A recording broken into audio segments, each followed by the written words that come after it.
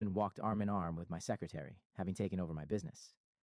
But I had prepared a surprise for them, one that would wipe the smirk off their faces. Hello, my dear ones. Set aside your worries for a minute. I want to share a story that may help you look at your loved ones in a whole new light. Tell me in the comments where you're watching us from. Wishing you a pleasant listening experience. I stood behind a tree at the cemetery and couldn't believe my eyes. My life had turned into some absurd play, where I was nothing but an unwilling spectator. The damp autumn wind rattled the branches of the old oak I was hiding behind, while the first heavy drops of rain began to fall from the sky. How symbolic. Nature itself seemed to weep with me, reflecting the storm of emotions I was struggling to contain inside. The northern cemetery lay on the edge of the city where I'd spent my whole conscious life. Those neat rows of gravestones and iron fences, the paved paths between graves, had always been nothing more to me than a passing cityscape glimpsed from a car window. Who could have imagined that one day I would be standing there, drenched to the bone, watching as they buried me? My husband, Victor, led the procession, tall, trim, in a perfectly tailored black suit. He had always known how to dress. Once, that had been one of the qualities that attracted me to him. Now, his arm was linked with that of my secretary and my so-called best friend, Natalia. Her chestnut hair was neatly styled, her slender figure wrapped in a strict black dress, the very one I had helped her pick out at a sale last year. For business meetings, she had said at the time. Well, the funeral of a former boss is also a kind of business meeting, isn't it? Natalia dabbed theatrically at her eyes with a lace handkerchief, but even from this distance I could see there were no tears. Victor wore an expression of sorrow, but his eyes betrayed him. They weren't sad, only calculating, scanning the crowd. I wondered if he was tallying which of my business partners had come, and who might still cooperate with him now that he was a grieving widower and sole owner of my beauty retail chain Aura of Beauty.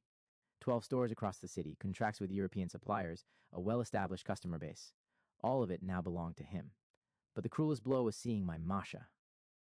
My 10-year-old daughter walked between her father and Natalia, and her tears were real. She wore a dark blue dress with a white collar, the very one I had bought her for the first day of school.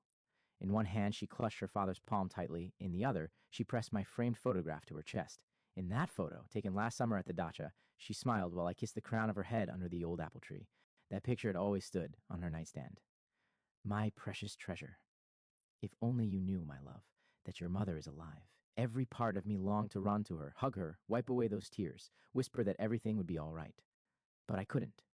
Not yet. Behind my family trailed colleagues, business partners, and half-strangers. Many were likely there out of idle curiosity, others to make sure I truly was dead. What a beautiful coffin, I overheard through the rain. Hand-carved oak. Alla Sergeyevna deserved the best. It was Olga Petrovna, the manager of one of my stores. She had never missed a chance to flatter me to my face and judge me behind my back. Now she openly admired the coffin, discussing it with another employee. Cemetery etiquette, my foot. How many such hollow words had I heard over the years in business? False condolences, fake grief, and beneath it all, cold calculation and curiosity. And now it was all crashing down on me. As I already knew, in that coffin lay not me, but a drowned woman whose body had been found in the river a week after my disappearance. The identification had been little more than a formality. What did it matter that the body had been disfigured by water beyond recognition, when my grieving husband and loyal friend swore it was me? Even my old Volga had been found by the riverbank, further proof of my supposed suicide. That car, more relic than vehicle, had been my father's treasure, one of the few things I had left from him. Victor had always mocked my sentimentality, insisting I scrap it for a shiny new foreign model. Who would have thought that my faithful old Volga would become a prop in this ghastly theater? How neat, how convenient. I tugged my hood lower as a trickle of cold rain slid down my neck. The old jacket, borrowed from Sergei, was soaked through, but I couldn't leave. Something kept me rooted, forcing me to watch until the end. Exactly 2 weeks had passed since that night Victor suggested celebrating our anniversary on the bridge over the river. Masha had stayed home with the nanny. We were supposed to go to a restaurant. But first, he said, he wanted to show me the place where he had proposed. Back then, 11 years ago, I had been so in love that I would have accepted his ring anywhere, on a rooftop, in a supermarket aisle. The bridge had seemed romantic, the city lights shimmering on the dark water, cliché, champagne, the night view, the sparkling water, and the blow of the head as I leaned over the rail. The last thing I remembered were his eyes. Cold, alien. Strangely, I hadn't even been surprised in that moment. Deep down, I had known for a long time that Victor had changed. Or perhaps he had always been this way, and I had just refused to see it. He thought he had killed me, and perhaps he would have. Succeeded if the current hadn't carried me to shore, where Sergei found me, half dead. It's strange, the game's fate plays. One decision, one chance encounter, and everything changes. If Sergei hadn't gone out to the riverbank that evening to paint his landscape, I truly would be lying in that oak coffin right now. Instead, here I stood, face hidden under the hood of his old jacket, watching my own funeral. The bruises hadn't fully faded. Yellowish marks still stained my cheekbones. My hair was cut short. It had been easier to treat the wound on my head that way. Sergei had done the cutting himself, clumsy but careful. Like after summer camp, he had joked. I hadn't understood the joke. I remembered neither camps nor my own childhood. Pain distorted my face with every sharp movement, but I was alive. Alive, unlike my reputation in my former life. How did I end up here? By accident. Pure accident or fate. Fragments of memory had returned unexpectedly, and an impulsive decision drove me back to the city to find out the truth. That very morning, I had remembered neither my name nor my past. And now, before my eyes, the final act of a play was being staged, one in which I had already been written off. An elderly woman approached the coffin. It took me several seconds to recognize Victor's mother, Galina Petrovna. She had never warmed to me, convinced her son could have married someone better. Too businesslike, she would say of me, barely bothering to hide it. Now she stood, leaning on her cane, not crying, just staring at the coffin with a detached expression. Beside her shuffled my elder brother Andrei, flown in from Khabarovsk, where he served as a military doctor. We hadn't seen each other in nearly 2 years. He had always promised to visit, but never managed to, and now he stood by my coffin, hunched as if under the weight of guilt. I barely held myself back from calling out to him. Oh, how I longed to tell him everything. But I couldn't trust anyone, not until I uncovered who else was part of this conspiracy. The priest began the funeral rites, and the melodic chants rose over the cemetery. In Soviet times, such ceremonies had been rare, but now the fashion for Orthodox rituals had returned, especially among the wealthy. My parents had been atheists, like most of their generation, pioneer childhoods, Komsomol youth. Ideology had seeped into every part of their lives, but my generation had come of age in different times. I remembered how, in the 1990s, people suddenly flocked to churches, some out of curiosity, some seeking solace, some simply following the trend. Victor had always loved following trends, even in grief, even in false grief. The rain grew heavier, and I wrapped the jacket tighter. Old scars began to ache, a memory of that car accident 3 years ago, when Masha and I had miraculously survived. Even then, I had noticed something odd in Victor's reaction to our survival. It was as if he was disappointed. No, it can't be. Probably just my imagination. Or maybe not. Now, standing at my own grave, I began to see many things differently. I needed to witness everything to the very end, see the faces of those who came, remember them, and then begin to act. Because while they were lowering into the ground a coffin that was empty for me, I was making a plan that would turn their triumph into a nightmare. As my grandmother used to say, if you dig a pit for someone else, you'll fall into it yourself. Or another of her favorite sayings, the rope may twist and twist, but the end will come. Victor had dug a whole cemetery for me, but now it was his turn to fall into the abyss, and I would help him. The coffin was slowly being lowered into the grave. Masha burst into tears, burying her face in her father's coat. Natalia mechanically stroked her back, but her gaze was directed somewhere else. They were already dividing my inheritance, my life, my daughter. I still didn't know where I would begin, but I knew for certain where I would end, in court. And when that moment came, I wanted to see their faces, especially Victor's when he realized that his drowned woman had returned from the dead with a single purpose, to restore justice. Meanwhile, I kept standing in the rain, clutching in my pocket my grandmother's old ring with a small ruby, the only thing connecting me to the past, to 2 weeks ago, when I woke up in an unfamiliar house, not even remembering my own name. My grandmother had given me this ring back in 1986, before I entered university. For luck, she had said. Apparently, my luck was of a peculiar kind. People began to disperse. Victor was helping Masha into the black Mercedes. Natalia followed, briskly talking to someone on the phone. Work doesn't wait, not even on the day of a former boss's funeral. It was time for me to leave as well. I looked one last time at the freshly dug grave, turned, and slowly walked toward the cemetery gates, where Sergei's old Moskvich was waiting for me. Tomorrow, my new life would begin, the life of a ghost who had returned for justice. 2 weeks earlier, a cabin in the woods. The first thing I saw when I opened my eyes was a wooden ceiling with dark beams weathered by time. Somewhere above my head came a steady sound. Drip, drip, drip. Was it rain or a leaky tap? Strange blotches floated before my eyes, making it hard to focus. The air was thick with the pungent scent of herbs, mixed with the aroma of freshly brewed coffee and damp wood. My head felt like it had been hammered with a dozen nails. Each heartbeat echoed with dull pain in the back of my skull. I tried to lift myself, but my body refused to obey, as if it weren't mine at all, foreign, uncooperative. Please, don't get up, a deep male voice said from somewhere nearby. You have a serious concussion and hypothermia. You need rest. Into my field of vision stepped a tall man around 50, with broad shoulders, graying temples, and attentive gray eyes beneath heavy brows. His weathered face, firm jawline with a hint of stubble, and the fine lines at the corners of his eyes revealed a man accustomed to life in the open air. In his hands, he held a steaming mug, exuding the rich aroma of real coffee, brewed in a Sez. Where am I? My voice sounded hoarse, almost alien, as if I hadn't spoken in days. In my house. Or rather, my grandfather's house. I only stay here in summer and autumn. He sat on the edge of the bed and carefully lifted the cup to my lips. Try to drink a little. It will help. The hot liquid burned my throat, but strangely cleared my mind. I glanced around. A small room with wooden walls covered in faded floral wallpaper, the kind that was fashionable in the 70s. My grandmother had similar ones at her dacha, only with daisies, while here they seemed to be bluebells. A massive wooden bed with a wire mesh frame, the one I was lying on. A worn dresser with yellowed photographs in simple frames. An old rug hanging on the wall. Classic Soviet interior. In the corner, an icon of St. Nicholas the Wonder Worker under an embroidered cloth. I found you on the riverbank 3 days ago, the man continued, seeing that I was beginning to understand. You were unconscious, covered in bruises, barely breathing. It's a miracle you didn't drown. I used to be a medic in the army, a field paramedic, so I was able to give first aid, but I was still going to call an ambulance as soon as we get signal. Cell reception is terrible here, and there's no landline. I tried to remember how I had ended up in the river, but my memory was veiled in fog. Worse, I realized with horror that I didn't even remember my own name. Who was I? Where did I come from? What had happened to me? These questions triggered a wave of panic, and I clutched at the edge of the blanket. What is my name? I asked, feeling my heart hammering in my throat. The man frowned, the wrinkles on his forehead deepening. You don't remember? I tried to shake my head and immediately regretted it. The room spun before my eyes, and nausea surged. There were no documents on you, he said after a pause. Your clothes were soaked through. In the pocket of your jacket, just a napkin from some restaurant. And this. He held out an old ring with a small ruby in a darkened silver setting. It was on your finger. I took the ring and turned it in my hand. The stone caught a ray of light from the window and flared with a deep red glow. Something faintly familiar flickered in my mind, but vanished at once, like a fragment of a dream impossible to grasp after waking. I'm Sergei, the man introduced himself. Sergei Nikolaevich Ryabinin, former military, served in Afghanistan in the 80s. Now, let's say I'm living free, an amateur painter. He nodded toward an easel by the window, where an unfinished landscape stood, an autumn forest lit by the setting sun. I tried again to sit up, this time more slowly. Sergei helped me, tucking a pillow behind my back. Only then did I notice I wasn't in my own clothes.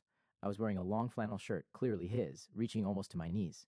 Forgive me for that, Sergei said, embarrassed, noticing my look. Your clothes were soaked and filthy. I acted as a doctor, nothing more. Your things are there. He nodded toward the radiator under the window, where wet rags hung, barely recognizable as a woman's suit. Thank you, I whispered, for everything. In the following days, Sergei cared for me like a child. He changed the bandage on my head twice a day. Only on the third day did I have the strength to reach the bathroom and see in the cracked mirror the huge bruise on the back of my head and the cut, carefully cleaned and bandaged. He brought me herbal infusions, recipes from his grandmother, as he said. This one, with mint and lemon balm, calms the nerves, he explained, handing me a steaming mug. And this one, with rosehip and thyme, strengthens the body. My grandma used to heal the whole village with these brews, better than any pills. The tea smelled like my childhood, though I couldn't remember why. Something in their tart aroma, their bitter aftertaste, stirred vague associations with warmth, comfort, safety, with a woman in a white apron, laying out medicinal herbs on the table. Grandma? Mother? I couldn't recall. When my fever finally broke and the dizziness became less frequent, Sergei began taking me out for short walks. First to the porch, then around the house. He supported me by the elbow, walking slowly, adjusting to my uncertain steps. I need to report this to the police, he said one evening, as we sat on the porch watching the sunset. Your family must be looking for you. A strange anxiety seized me. Irrational, but so strong I clutched at the railing. No, please, not yet. Sergei looked at me carefully, not judging, simply studying. Are you afraid of someone? I don't know, I admitted, honestly, trying to untangle the knot of vague feelings. But something tells me not to rush. He stroked his chin thoughtfully. I'm afraid that could be wrong, legally speaking. If something happened to you, if someone attacked you. Give me a few more days, I asked, until my memory comes back. I feel it's important. He agreed to wait, though I could see the decision troubled him. Sergei was a man of principles. It showed in everything, from his military posture to his habit of waking at exactly 6 a.m. On the 7th day, I stepped outside the yard for the first time. The small wooden house stood at the edge of the forest, surrounded by a low fence, leaning with age. Old apple trees with twisted trunks, a little garden with late vegetables, a shed stacked with firewood, a typical countryside homestead, maintained more out of habit than necessity. No one around. Only Sergei's old Moskvich, faded into an indeterminate gray-blue, revealed that we weren't in complete isolation. The nearest village is 5 kilometers away, Sergei explained when he noticed my gaze. Sosnovka. Only 5 houses are still inhabited. The old folks are finishing their days there. The youth have all left for the city. The city is 20 kilometers away. What city? I clung to every detail, hoping it would trigger something in my memory. He called it NSK, the regional center. I have an apartment there, but in summer and autumn I prefer to live here. Peace, clean air, no fuss. Perfect for painting. Something stirred inside me. That city was familiar. I was sure of it. Vague images flashed before my eyes. A wide street lined with plane trees, a fountain on the main square, a columned building.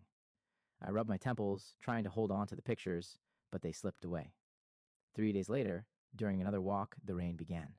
Cold drops quickly turned into a downpour, and we rushed back to the house, soaked anyway. Sergei lit the stove, and soon the rooms filled with blissful warmth. I sat wrapped in a plaid blanket, staring at the fire. When I was a boy, Sergei said, tossing a log into the fire, my grandmother always made cocoa on evenings like this, with milk and cinnamon. He went into the kitchen and returned with 2 mugs. The aroma of childhood, warm, sweet, comforting, wrapped around me, and before I knew it, tears were streaming down my cheeks. What happened? Sergei was alarmed. I don't know, I whispered. It's just this cocoa. It reminded me of something good and lost. He sat beside me and awkwardly put an arm around my shoulders for the first time. His broad hand, rough from work yet surprisingly gentle, rested on my back. Everything will return, he said firmly. Your memory will come back. It just takes time. In the evenings, we sat in his studio attached to the house. Sergei painted, while his old ocean radio played songs by Pugacheva and Rotaru, Those Eyes Opposite by Abadzinski, Yellow Leaves by Rotaru, A Million Scarlet Roses by Pugacheva. I found myself singing along, surprised that I remembered every word, yet couldn't remember my own life. See? Not everything is lost, Sergei smiled. Your memory is returning, piece by piece. Soviet Estrada got into your brain deeper than your own name. He was joking, but he was right. Those songs, their melodies and lyrics, were part of me, part of my generation. They were like the soundtrack of my life, a life I couldn't recall. Sergei painted me at first secretly, when he thought I wasn't watching. Then, gaining courage, he asked me to pose. He said my eyes carried a whole story he wanted to capture. He called the work eyes with a secret. You have well-groomed hands with a manicure, he once remarked as I sat by the window posing, and a particular posture. You're clearly not someone who spent a lifetime in a factory or the fields, more likely office work, or perhaps a teacher, maybe a doctor. I stared at my hands, searching for clues. But they looked like a stranger's hands to me, sparking no recognition. My nails were neat, with remnants of pale polish. On my left ring finger, a lighter band of skin marked where a ring had once been, a wedding ring. I was married. Did I have children? The questions buzzed in my head, unanswered. In the evenings, we played chess. I didn't remember the rules, but my hands seemed to know what to do. Muscle memory, Sergei explained. The body remembers what the mind forgets. It gave me hope. On the 10th day at Sergei's house, my first real memory struck. We were drinking tea from an old porcelain set Sergei had taken out of the cupboard just for me. Fragile cups with delicate handles, painted with blue flowers. My grandmother's, he said proudly, from the 50s, brought from Leningrad. I guard it like the apple of my eye. My mother only took it out on big holidays. I lifted the cup with blue flowers to my lips, and suddenly, a scene came vividly before my eyes. A little girl with 2 tight chestnut braids sat at a table covered with a white tablecloth. Across from her, a middle-aged woman with a tired but kind face poured her tea from the exact same set. Careful, Masha, the tea is hot, the woman said. Masha, I whispered, a lump in my throat. What? Sergei didn't understand. Masha, I repeated louder, tears streaming down my cheeks. My daughter. I have a daughter. Her name is Masha. Sergei looked at me, unable to hide his joy. See? I told you. Your memory is coming back. She's 10, maybe 11, I went on breathlessly, afraid to lose the precious thread of memory. She has chestnut hair, freckles on her nose. She loves to draw. She loves strawberry ice cream. I fell silent as the memory ended as abruptly as it had begun. But its trace remained, a warm feeling in my chest, tenderness, love for this girl whose face I now remembered clearly. If you have a daughter, then someone must be looking for you. Sergei frowned. We really do need to go to the police. I nodded, but some inner resistance still held me back. Let's wait another day or two. Maybe I'll remember more. That night, I couldn't sleep for a long time. My heart raced at the thought that somewhere out there was my daughter, maybe searching for me, maybe mourning me. Why weren't they looking for me? What had happened on that bridge? Why had I ended up in the river? Accident? Or something else? And who was I? In the morning, the sound of rain on the roof woke me. The sky outside was gray and damp. Sergei had already lit the stove and was making breakfast, scrambled eggs with tomatoes and herbs from his garden. I'm running out of supplies, he said, pouring coffee into cups. We'll have to drive into the city. We can stop by the police while we're there. I nodded, feeling a strange mix of fear and hope. At last, I might find out who I was. We left after lunch. The old Moskvich groaned over every bump but crawled stubbornly along the rain-soaked road. Sergei kept his eyes on the road, occasionally commenting on the worst puddles. Good thing I've got chains. In the trunk, he said. Out here, it's easy to get stuck. Finding a tractor to pull you out isn't so simple. I only half listened, staring out at the autumn landscape. Yellow and red trees, faded fields, a leaden sky. It all felt strangely familiar and foreign at the same time. Closer to the city, the road improved, and the Moskvich moved more easily. I scanned the roadside signs, hoping they might spark recognition. One after another they passed. Sosnovka, 3 kilometers. Petrovskaya, 12 kilometers. NSK, 8 kilometers. Maybe when you see the city, something will come back, Sergei suggested. Familiar streets, places. I nodded, clutching my grandmother's ring in my pocket. The city greeted us with drizzling rain and evening lights. Sergei first stopped at a supermarket, bought groceries, then suggested, "Shall we drive through the center first, see if anything comes back to you?" We drove slowly along the main streets. Fleeting flashes of familiarity stirred here and there. The theater building, the park with the big fountain, the square with its monument. Nothing specific, nothing that could tell me who I was. There's the police station. Sergei nodded toward a 2-story building with a Russian flag. Let's stop by. I almost agreed, but then my gaze caught on a newspaper kiosk at the corner, more precisely, on a newspaper displayed in the window. The large headline read, "Farewell to Alla Sergeyevna Korneva will take place on Wednesday at the Northern Cemetery." Beneath it, a photograph. Of a woman. My photograph. "Stop," I whispered, clutching at the dashboard. Sergei obediently slowed down. "What happened?" "That newspaper," my trembling finger pointed. "Look at the photo." He turned his head toward the kiosk, then back at me, then at the newspaper again. His eyes widened. "God damn," he muttered. "That's you." I was already out of the car, rushing toward the kiosk. With shaking hands, I dug coins from my pocket, bought the paper, unfolded it. A tragic accident claimed. The life of well-known businesswoman, owner of the Aura of Beauty Cosmetics. Chain. Alla Sergeyevna Korneva. The body was discovered in the river a week after her disappearance. According to the preliminary investigation, it was an accident. I leaned against the wall of the kiosk, feeling my legs buckle. "Alla Sergeyevna Korneva," I said, tasting the name. "That's me. My name is Alla." Sergei caught me by the elbow, steadying me. "So, they think you're dead?" His voice was full of shock. "But how? Why?" I looked again at the paper. Wednesday. Farewell on Wednesday. Today was Wednesday. The article listed the time, 11 a.m. It was just past 9. "We need to go there," I said, feeling a feverish excitement rising inside me. "To the cemetery." Now, Sergei didn't ask questions. He just drove me to the Northern Cemetery and stayed waiting in the car, at my request. I pulled the hood of his old jacket over my head and walked toward the place where they were about to bury me.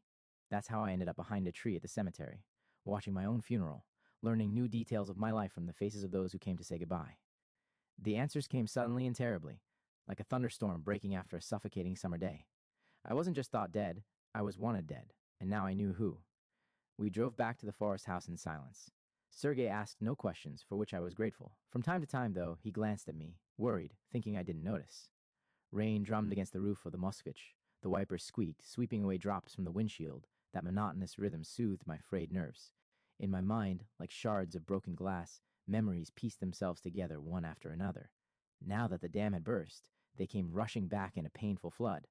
I remembered how I met Victor at the presentation of a new cosmetics line in 1998. He was a young, ambitious lawyer, fresh out of university with honors.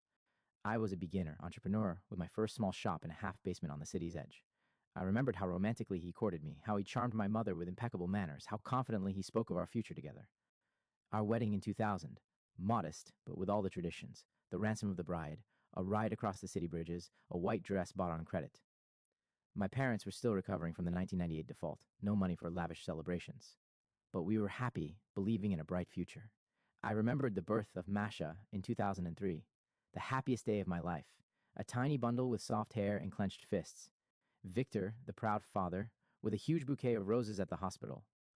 I remembered the first true success of my business, the opening of a second shop in the city center. How Victor supported me, how he helped with legal issues, how the chain grew, third store, fourth, fifth, and I remembered how slowly things began to change. About 3 years ago, Victor started to grow distant. Late nights at work, irritability over little things. I blamed it on stress, on a midlife crisis. I barely had time for family myself. The business demanded constant attention, especially after the economic downturn. And then Natalia appeared, recommended by Victor himself. Energetic, competent, with experience in a big company. You need a good personal assistant, darling. You'll burn out at this pace. I remembered how they grew close, quietly behind my back. Business dinners, trips to conferences, long evening phone calls. Work matters, darling. You know how important this contract is. And I remembered that evening on the bridge. Victor, unusually tender, attentive. He suggested celebrating the anniversary of our first meeting. 11 years since I first saw you. Remember? Of course I remembered. And I melted at the sudden romance. I agreed to leave Masha with the nanny and go with him to that special place, the bridge over the river. Champagne, city lights reflected in the water. Look at that beauty down there, he said, wrapping his arm around my shoulders. I leaned over the railing. My fingers unconsciously reached to the back of my head, touching the scar. You okay? Sergei's voice jolted me from the memory. I turned to him. We had already arrived. The Moskvich was parked at his gate. He looked at me with concern. Yes, I answered, though it was far from the truth, just remembering. He nodded and silently helped me out of the car. The drizzle had turned into a downpour. Sharing Sergei's old coat over our heads, we ran to the house. In another situation, it could have been funny. Two grown-ups hiding from rain like schoolchildren. But not now. Inside, Sergei lit the stove, brewed tea, set a jar of dark ruby raspberry jam on the table. Berries he'd gathered himself. Another time I would have savored that taste of childhood, but now I could only think of one thing. Masha. My daughter, I said, looking straight at Sergei. I need to go back to her. He frowned. After what I saw, it may be dangerous for you to return. She's with him. I couldn't bring myself to say Victor's name. The man who tried to kill me. And that woman. Sergei stayed quiet, thinking. We could go to the police. I laughed bitterly. And what will I say? That I rose from the dead? That my husband tried to kill me? I have no proof. He has the perfect alibi of loyal witnesses. He'll say I slipped, that he tried to save me, or that I'm confused after a head injury. But you're alive, Sergei objected. That's proof enough. Proof of what? That I survived an accident? No, the police won't help. Not yet. Not until I have something stronger. Then we need to find it, Sergei said firmly. Evidence, witnesses, something to confirm your story. I thought for a moment. If Victor had planned to kill me, there had to be traces. Financial documents, insurance, something that explained his motive. I need to get into our house, I said. There might be documents, something that can prove his guilt. Sergei looked at me doubtfully. It's dangerous. If he sees you, I'll go when no one's home, I interrupted firmly. Victor always works late, and Masha? Most likely she's at my mother's now. After everything, he surely sent her there. I remembered that my mother lived in the neighboring town, an hour's drive away. She'd always been Masha's refuge, especially when Victor and I quarreled. And how will you get into the house? Sergei asked. You don't have the keys. I smiled. There's a spare set hidden in the backyard, under the old apple tree, just in case, Sergei wanted to argue, but then just nodded. When do you want to go? Tomorrow, I decided. In the morning, Victor would definitely be at work. But today? Today, I needed to make a plan, to decide what to do next. That night, I barely slept. Fragments of memories spun in my head, forming a single picture. Over the past year, my company had grown significantly. We had opened 3 new stores, signed a contract with a European manufacturer for an exclusive cosmetics line. Victor, as my lawyer, had access to all the documents, and as my husband, he was my heir, a perfect coincidence. And Natalia? How could I have been so blind? Those casual touches when Victor walked past her in the office, the glances they exchanged, thinking I didn't notice, their business trips, from which they returned oddly energized. In the morning, we left early. I was silent, focused. Sergei didn't try to talk to me, for which I was grateful. He understood that I needed space for my thoughts. We parked a few blocks away from my house, a 2-story mansion in a prestigious area of the city. I didn't want to risk leaving the conspicuous old Moskvich right at the gates. I'll go with you, Sergei said when I opened the car door. I shook my head. No, if someone saw us together, it would raise suspicion. I had to go alone. He frowned but didn't argue. He only handed me a cell phone, an old Nokia with a cracked screen. Take it. If anything happens, call me. I'll be waiting here. I took the phone and quickly headed toward the house, trying to stay close to the fences under the cover of hedges. The day was overcast with a light drizzle, perfect weather not to draw attention. On such days, people hurry to their destinations without looking around. When I reached my house, I hesitated to enter right away. I stood across the street, studying the familiar silhouette. White walls, a tiled roof, a neat front yard with chrysanthemums, the last autumn flowers. The house Victor and I bought 7 years ago, when the business took off. We had poured so much effort into making it ours. Every corner was thought out and cherished, and now I stood before it like an uninvited guest. A ghost. There was no sign of Victor's car in the driveway, which meant he had already left for work. I circled around to the back of the house, slipped through the small gate we always left unlocked for the gardener. The backyard greeted me with neglect. Fallen leaves hadn't been cleared, flower beds overrun with weeds. Just 2 weeks had passed, and already the house looked abandoned. I found the hiding spot under the old apple tree, a hollow carved in the roots, covered with bark. The keys were still there, wrapped in an oily rag just as I'd left them. My heart pounding, I went to the back door, slid the key into the lock, and froze at the sound coming from inside. Someone was there. I jumped back from the door and hid behind a lilac bush. Who could it be? Victor had returned? The maid? A thief? The door opened, and Natalia appeared on the threshold. My loyal secretary and friend, my husband's mistress, his accomplice in the attempt on my life. She looked impeccable, as always, an elegant business suit, neat hairstyle, discreet makeup, a folder of documents in her hands. She closed the door, checked the lock, and walked quickly to the gate. I pressed into the bush, hardly daring to breathe. She passed within a few steps, not noticing me. I could even smell her perfume, French, expensive, the very ones I had once recommended to her. These will suit your looks, I had said then. When the sound of her heels faded, I waited a few more minutes before cautiously approaching the door. I unlocked it and entered the house that had so recently been mine. Inside, everything looked almost the same as I remembered. Almost. A few details were missing. Photos of me from the mantelpiece, my favorite blanket from the couch, the vase I brought from Italy, as if they were slowly erasing me from this space, carefully, little by little. I crept into Victor's study, a strict room with an oak desk and a leather chair. This was where he worked at home, where he kept important papers. The safe was behind a painting, cliché, but practical. I knew the code, his mother's birthday. Victor was always more attached to her than anyone else. Opening the safe, I found neat stacks of papers, insurance policies, property deeds, contracts. I quickly flipped through, searching for something suspicious, and found it. A life insurance policy in my name, taken out 6 months ago, a large sum, payable in the event of my death. The sole beneficiary, Victor Kornev. There it was, the motive. I photographed the document with Sergei's phone, then continued searching. In the desk drawer, I found a folder with our company's logo. I opened it and froze. It was a reorganization project with a new management structure, listing Victor as CEO and Natalia as commercial director. I was nowhere in it. They had planned everything long before the accident. They had been preparing, waiting for the right moment. I started photographing those documents too, when suddenly I heard the front door open. My heart stopped. Someone had entered the house. I quickly closed the folder, put it back, shut the drawer, closed the safe, rehung the painting. Did I leave any trace of being here? It looked clean. I cautiously went to the study door and listened. Heavy male footsteps in the hall. Victor. But why had he returned so early? Panic seized me. I had to get out, fast. But how? I couldn't use the main door, he would see me. The back door was also risky. I'd have to go through the living room, and Victor might walk in any second. That left the study window. Thankfully, we lived on the first floor. I quietly pushed it open, trying not to make a sound. Cold autumn air rushed into the room.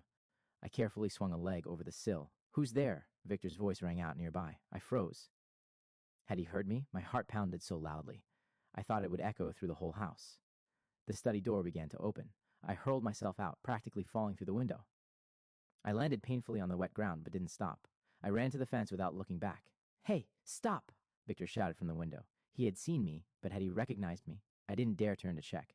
I vaulted the low fence and sprinted away, weaving through neighbors' yards, desperate to vanish as quickly as possible. Only after several blocks did I stop to catch my breath. My heart raced, my hands trembled. But I had the evidence. Now I knew for sure. It hadn't been an accident. It had been an attempted murder, and I was going to seek justice, whatever it took. He saw you. Sergei studied my face anxiously as we drove back to the cabin in the woods. The old Moskvich jolted on every pothole of the ruined road, but that was the least of our worries now.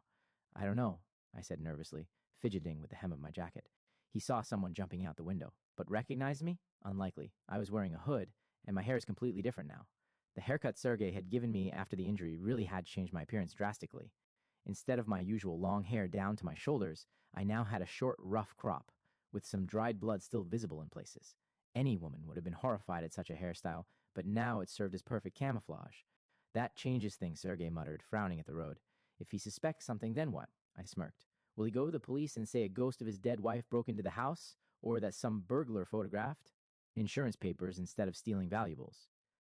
I pulled out the phone and scrolled through the photos I'd taken. The quality wasn't great. The old Nokia couldn't boast a decent camera, but the text was clear enough. A 5 million ruble insurance policy taken out 6 months before the accident, a company reorganization plan with new management, a preliminary agreement with a foreign investor who was supposed to pour money into the company's development.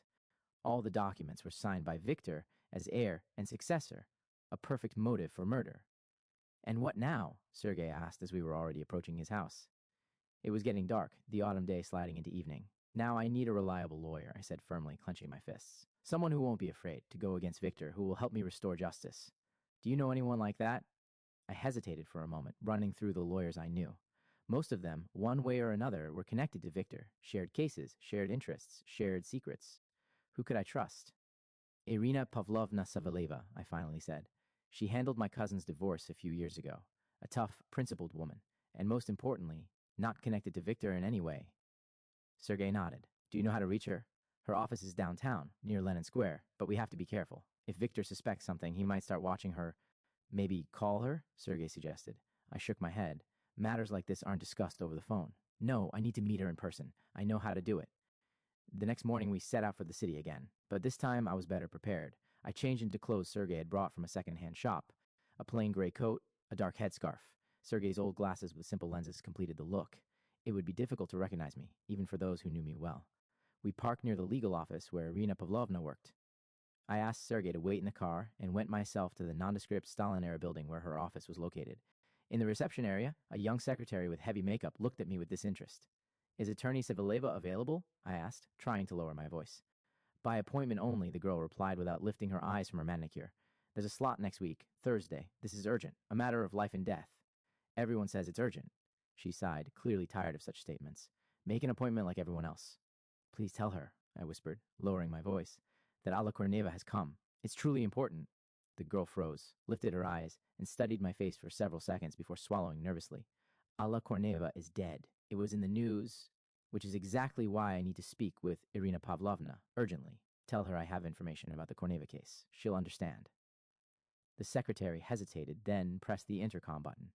Irina Pavlovna, there's a visitor here. Says she has urgent information on the Korneva case. Silence for several seconds. Then a sharp female voice came through the speaker. Let her in. The secretary nodded toward the office door. My heart pounded as I walked in. Irina Pavlovna Savaleva was exactly as I remembered her.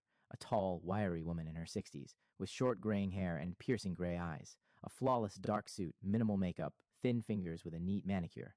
Once one of the city's best prosecutors, she now had the reputation of a lawyer who never lost a case. Sit down, she said, pointing to a chair, her eyes studying me closely. And explain why you introduce yourself under the name of a dead woman.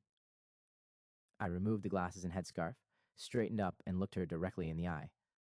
Because I am Alla Korneva. Savaleva froze. A flicker of surprise flashed in her eyes, but she quickly regained composure. An interesting claim, considering that Alla Korneva was buried 3 days ago.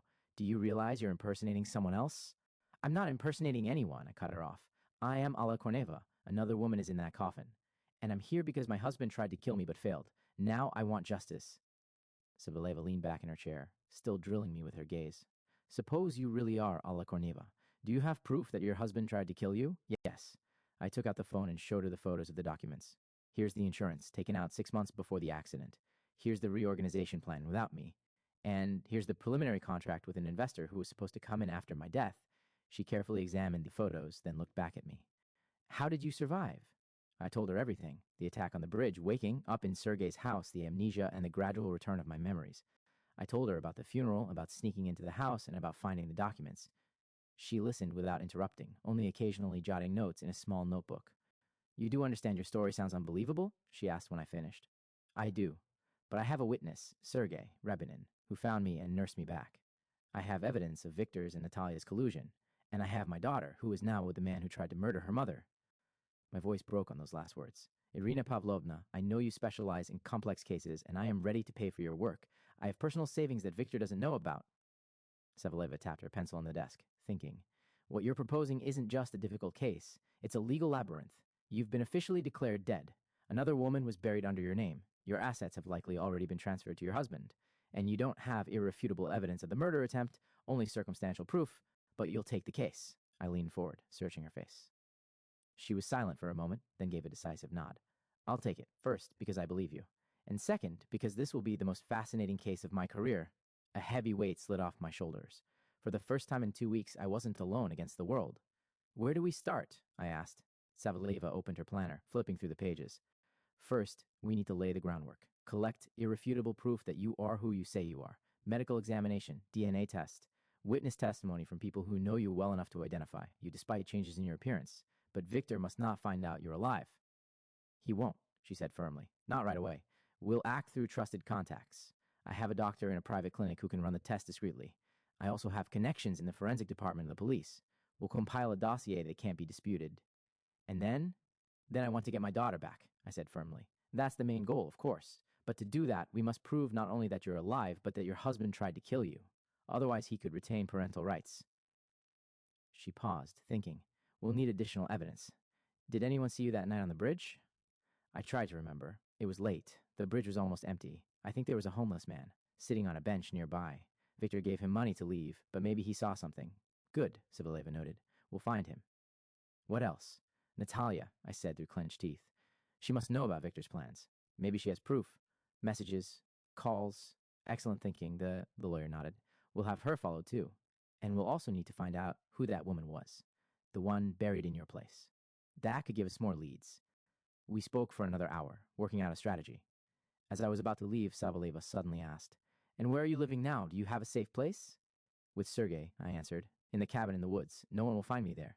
She nodded, but in her eyes flashed something that looked like concern. Be careful and always keep your phone with you. I'll call every day at 9 p.m. If you don't answer, I'll raise the alarm. I thanked her, put on my disguise, and left the office. The secretary followed me with a curious look, but said nothing. Sergei was waiting in the car, just as we had agreed. Seeing me, he visibly relaxed. It went well? Even better than I expected. I smiled as I sat down beside him. Irina Pavlovna is taking the case. We have a plan. He started the Moskvich, and we drove off. I told him about my conversation with the lawyer, the steps we had outlined, and the hope of restoring justice. You're very brave, Sergei said softly when I finished. For the first time, he addressed me informally, and it sounded so natural I didn't notice it right away. I'm not brave, I objected. I just don't have a choice. My daughter is with the man who tried to kill me. I have to protect her. He nodded in understanding, his eyes never leaving the road. I'll help you. However I can. You already have. I touched his hand. You saved my life, sheltered me, supported me. Without you, I'd be gone. We drove in silence, each lost in our thoughts. Outside, autumn landscapes passed by, golden and crimson trees, gray skies, wet asphalt. The world was both beautiful and terrifying at the same time. In the following days, the process of gathering evidence began. Irina Pavlovna worked quickly and efficiently. Her assistant, a young man named Maxim, brought us a special DNA collection kit to the forest house. This is to compare with your belongings left in the house, he explained. A comb, toothbrush, anything that contains your biological traces. We'll take them secretly to match. Maxim also brought a professional camera and photographed my scars, especially the wound on the back of my head. These photos were to be part of the medical examination. And Irina Pavlovna found that homeless man. He added while packing his equipment. His name is Stepanich. He's been living under the bridge for several years, and he really did see something that night. What exactly? I froze. He saw a man hit a woman on the head and push her off the bridge. Then he got in his car and drove away. Stepanich didn't intervene, he was afraid, but he remembered the man's face and the car's license plate. This was our first real victory. Now we had a witness. A homeless man. Yes, not the most reliable in court, but still, he saw what happened. That was something. During those days, Sergei was my anchor. He drove me to secret meetings with Savieva's people, helped gather information, supported me when despair overwhelmed me, and in the evenings, we sat by the stove, drank tea, and talked about everything. Life, the past, the future, hopes, and disappointments. I learned that he had fought in Afghanistan, had been wounded, lost many friends, that he was married once, but the marriage fell apart. His wife couldn't handle his night terrors and sudden fits of rage, the echoes of war trauma. That he started painting as a form of therapy which saved him from self-destruction. That the house we lived in had belonged to his grandfather, a forest ranger, who taught him to love nature and find solace in it.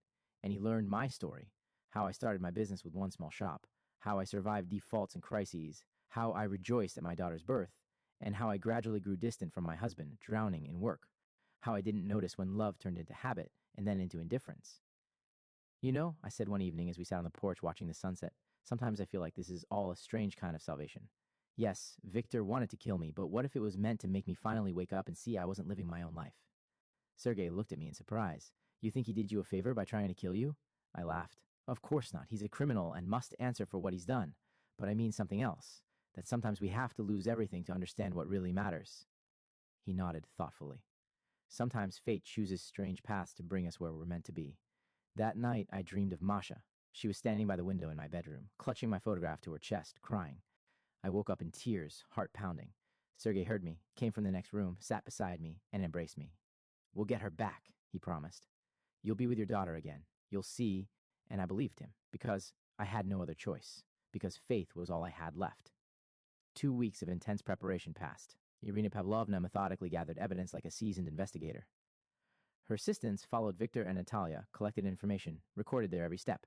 Sergei and I lived in the forest house, going into the city only when necessary for meetings with the lawyer and her team. In that time, I had changed a lot, not just on the outside. My hair had grown, the bruises had faded. I'd started to gain weight after the forced diet caused by my injury. Something deeper changed inside me, too. It was as if the old Alla Korneva really had died on that bridge, and in her place, a new person was born. More determined, more sensitive, more real. You smile more often, Sergei noticed once as we walked in the forest, gathering the last autumn mushrooms. Do I? I was surprised. Strange, given the circumstances. He shrugged. Maybe it's because you're no longer playing the role others expect of you. No need to be the successful businesswoman, the perfect wife, the flawless mother. Just yourself. His words made me think. Had I really been playing a role all this time without realizing it? Maybe my old life, with its constant chase for success, profit, and public approval, wasn't truly mine. Maybe I was just conforming to others' expectations, losing my real self along the way. But my reflection was interrupted that evening when Irina Pavlovna called. We have a breakthrough, she said without preamble. We found out who the woman was that they buried instead of you. I sat on the edge of the bed, clutching the phone tighter. And who was she? A homeless woman. She lived on the streets for the last several years. Ekaterina Drozdova, a former music teacher. After her husband's death, she started drinking, lost her apartment, ended up on the streets. All her documents burned in a fire at a shelter where she sometimes stayed, so officially, identifying her was difficult. But how did she end up in the river the same night Victor tried to kill me? That's the interesting part. Irina Pavlovna's voice grew steelily. We found a witness who saw Drozdova being put into a car by two men around the same time you were on the bridge. One of them matches your husband's description. I froze. Could it be that Victor had planned the body swap in advance? That meant he didn't just seize the opportunity, he carefully prepared the murder. There's more, the lawyer continued, a financial trail. We checked Victor's banking transactions for the past 6 months. Several large cash withdrawals with no explanation, and, most interestingly, payments to a private detective 3 months ago, the same one who often works for shady clients. You think this detective helped him organize the murder? Quite possible. We're trying to track him down, but so far without success. He suddenly left town. I told Sergei everything when the call ended. He listened silently, then held me tight. This means we have evidence. We'll be able to bring him to justice. But I felt this still wasn't the whole story. Something told me we still didn't know the full picture. All evening I couldn't calm down, going over in my mind the events of the last months before the accident. And then it hit me. An accident, I exclaimed, jumping up from my chair. What accident? Sergei didn't understand. 3 years ago, Masha and I were in a car crash. Our driver suddenly lost control on an empty highway. The car flew into a ditch. We survived by a miracle. Back then, I blamed it on chance, on a technical malfunction. But what if it was the first attempt? Sergei frowned. You think Victor tried to kill you even then? He asked uncertainly. It's too strange a coincidence, especially since he insisted we go with that driver, though normally another one drove us. The next day, I told Irina Pavlovna about it. She immediately began an investigation. We'll find that driver, figure out what happened to him after the accident, she promised. And the very next day, what I both feared and longed for happened. Irina Pavlovna called with news. Your daughter is in the hospital. My heart sank. What happened to her? I could barely speak. Nothing too serious, just acute food poisoning. But she's been admitted to the children's ward for tests. Victor is with her now. I clenched my fists so tightly my nails dug into my palms. I have to see her. That's why I'm calling, said the lawyer. This is your chance. Victor can't stay with her all the time. He has business. According to my sources, this evening he has an important investors meeting he can't miss. A nurse will be with your daughter. We can arrange a short visit for you. That's dangerous, Sergei interjected, overhearing our conversation. There is risk if someone recognizes Alla, agreed Irina Pavlovna. But my contact at the hospital says the nurse on duty will be new and unaware of the situation. And Alla has changed enough not to be recognized by strangers. I didn't hesitate for a second. I'll go. I need to see my daughter. The hospital smelled of medicine and bleach, the distinct scent of Soviet medical institutions that hadn't changed in decades despite all the reforms. Sergei and I walked down a long corridor with peeling paint on the walls past the nurse's station where a plump woman in a white coat was dozing. No one paid us any attention. We were just ordinary visitors, like so many others. Masha's ward was at the end of the corridor. Irina Pavlovna had given us precise instructions. Third door on the right after the treatment room. Right now, only your daughter is there. Her roommate was discharged this morning. I froze at the door, unable to bring myself to go in. My heart pounded so loudly it seemed everyone could hear it. I'll wait here, Sergei whispered, squeezing my hand. If anything happens, I'll signal. I nodded and quietly pushed the door open. Masha was lying in the bed by the window, pale, gaunt, with an IV drip connected to her. She was staring out the window and didn't notice me come in. On the bedside table lay my photograph, the very one she had held at the funeral. Masha, I whispered. She turned, her eyes widening in shock. For several seconds, she stared at me as if she couldn't believe what she was seeing. Mom, she finally gasped. Is it really you? I went closer and sat on the edge of her bed. Yes, sweetheart, it's me, but Dad said, everyone said you died. Her voice trembled, tears welling up in her eyes. I was at the cemetery. I saw it was a mistake, my sunshine. I gently took her hand, afraid to scare her. I'm alive. I just went through a terrible ordeal and lost my memory. But now I'm back, and I'll never leave you again. She threw herself into my arms, sobbing. I hugged her tightly, holding her fragile, precious little body. My child, my treasure. I missed you so much, she sobbed. I was so scared I'd never see you again. Dad said I had to be strong, but I couldn't. I just couldn't. It's all right, I whispered, stroking her back. I'm here now, right beside you. You'll come back for good now? She pulled away slightly, looking me in the eyes. We'll live together again. I hesitated, not knowing how to explain everything to a 10-year-old child. Soon, darling, very soon. I just need to sort out a few things first, but I promise I'll never leave you again. Is it because of Dad? She suddenly asked, surprising me with her sharpness. Did you fight? Why do you think that? Masha lowered her eyes. I heard him talking with Aunt Natasha. They thought I was asleep. Dad said something like, now that she's gone, we're free. And then they laughed and kissed. I clenched my teeth so as not to betray my fury. How long has this been going on? I don't know, Masha shrugged. I saw them together a couple of times before you disappeared, but I didn't think it was anything. After the funeral, though, Aunt Natasha started coming often, even staying overnight. She grimaced. She sleeps on your side of the bed. I took a deep breath, forcing myself to calm down. It wasn't the time for anger. Right now, my daughter mattered most. Listen to me carefully, sweetheart. For now, you mustn't tell anyone you saw me. Not Dad, not Aunt Natasha, not the doctors. It's very, very important. Can you promise me that? She nodded solemnly. I promise. It's like a secret mission. I smiled through tears. Yes, something like that. I'll settle a few things, and very soon I'll come back for you. We'll be together again. That man who brought you, she asked suddenly, is he nice? I turned and saw Sergei peeking through the doorway to check everything was fine. Yes, he's very good. He helped me when I was in trouble. Without him, I wouldn't have made it. Masha nodded seriously. He looks like Uncle Misha from Guest from the Future. Remember when we watched it together? I laughed through tears. Yes, there's something similar. Footsteps sounded in the corridor. Sergei signaled a warning. I have to go, darling. I quickly kissed Masha on the forehead, but I'll come back for you. Soon, I promise. She hugged me tightly one last time. I'll be waiting, Mommy, and I won't tell anyone you came. It's our secret. I slipped out of the ward, tears streaming down my face. Sergei put his arm around my shoulders, and we hurried to the exit, trying not to attract attention. Only in the car did I finally break down, sobbing into my hands. I have to take her away from there, I cried. She can't stay with him. Sergei held me, letting me cry on his shoulder. We'll take her, but we have to stick to the plan, otherwise we'll ruin everything. I knew he was right. We couldn't take risks. Not now, when we were so close. I can't bear it if something happens to her, I whispered. She'll be fine, Sergei said firmly. Victor won't hurt her. She's his insurance, his proof of normalcy. As long as she's with him, everyone sees him as a grieving widower, a caring father. It's the perfect cover. He was right, and that calmed me a little. At least for now, Masha wasn't in immediate danger. But still, the torment of worry never left me for a second. It'll all be over soon, Sergei said as he started the car. Irina Pavlovna has gathered almost all the evidence. Just a little more remains. I nodded, wiping my tears. Yes, it'll all be over soon, and I truly believe justice would prevail, because I couldn't allow any other outcome. After meeting with Masha, events began unfolding at a dizzying speed. What hypocrisy, what shamelessness to speak of the memory of a woman he himself had tried to kill. The new cosmetics line we are presenting today, Victor continued, was conceived while Allah was still alive.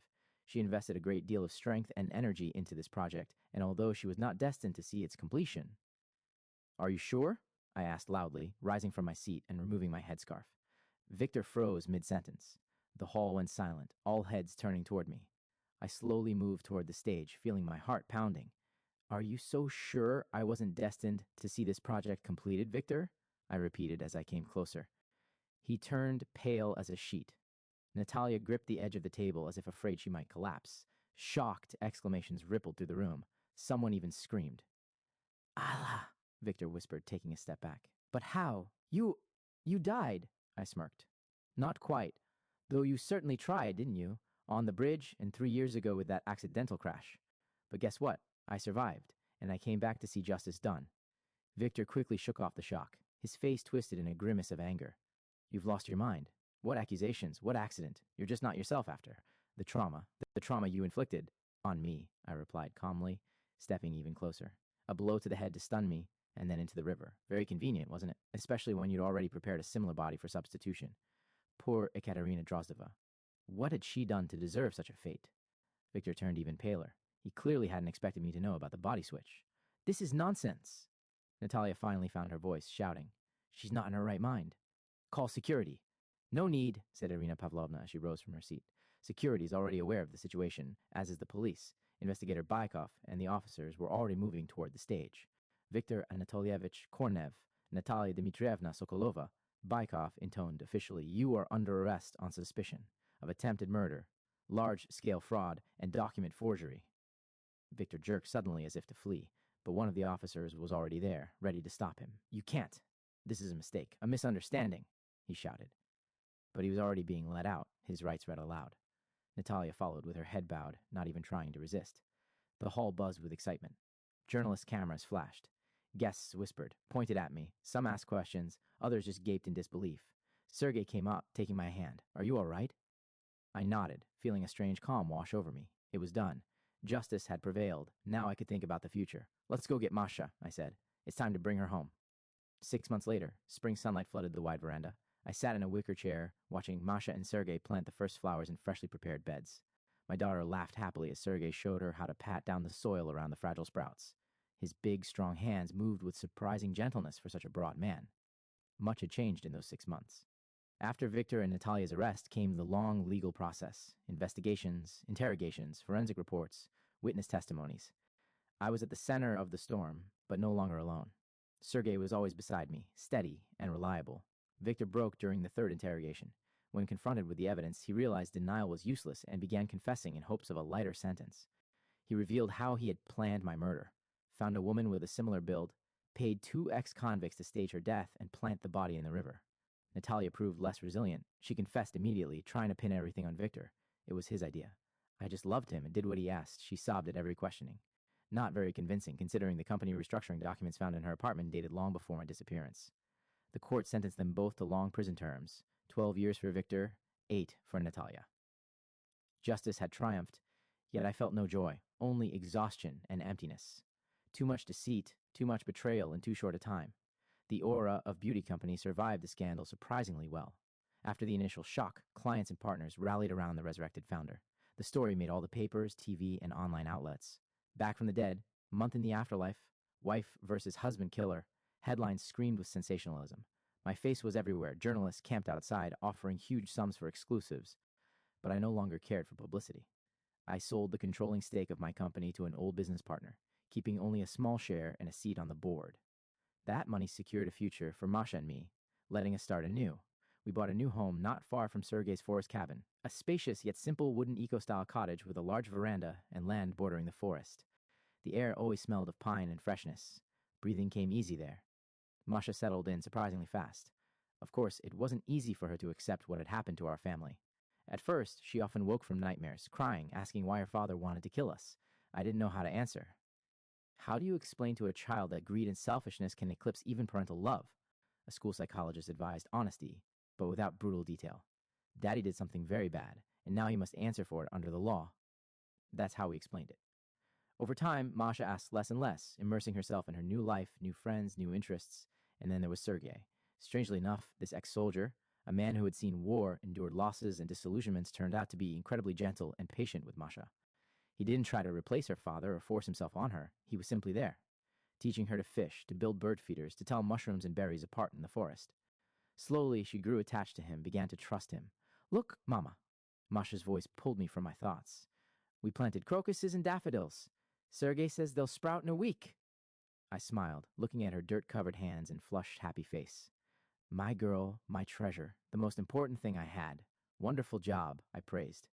When you're done, wash your hands. We'll eat soon. Sergei caught my gaze and smiled, warmly, a little shyly. Even after 6 months together, he sometimes seemed astonished. as if he couldn't quite believe it was real, as if he half expected me one day to say, well, enough of this countryside life. It's time to go back to the city, to real work. But I wasn't going anywhere.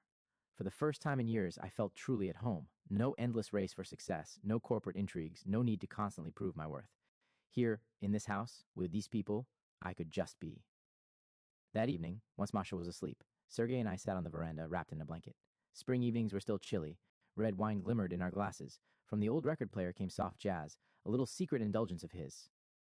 What are you thinking about? He asked, noticing me staring into space. Life, I smiled.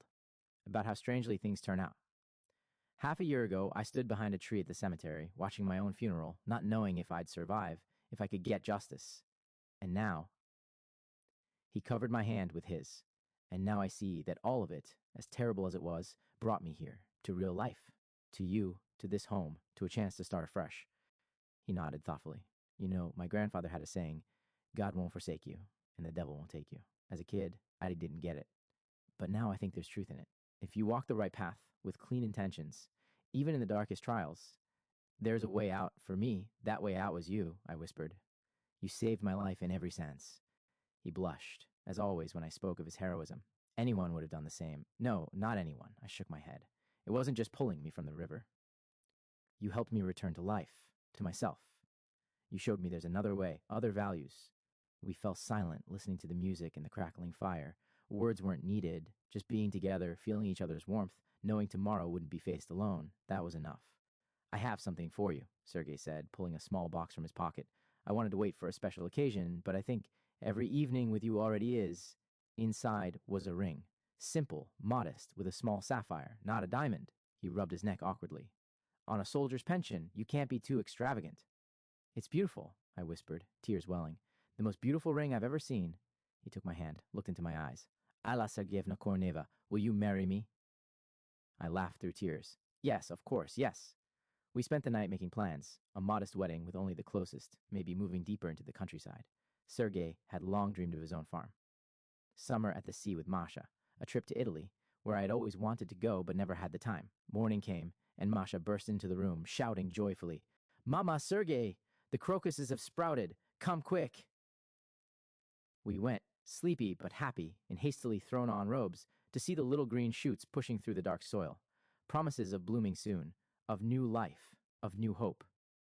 See, Mashenka, Sergei said, hugging her shoulders. That's how nature works. After a long winter, spring always comes, and after the hardest trials, brighter days will follow. I looked at them standing by the flower bed, at the sun piercing the morning mist, at the green sprouts reaching stubbornly for the light. And I thought maybe this was the true lesson of my story. Never give up, never let evil win. Believe that after the darkest night, dawn will surely come. Once I stood behind a tree at the cemetery, watching my own funeral, not knowing what lay ahead. Now I stood at the doorstep of a new home, a new life, a new love. And despite all the pain and hardships, it had been worth it. Masha ran to me, grabbed my hand. Mama, Sergei said you two will get married. Is it true? I smiled, nodding. Yes, darling, if you don't mind. Mind? No way. I wanted to ask you myself. You love each other so much. Any fool can see that. Sergei came over, wrapping his arms around us. My smart girl. Right as always.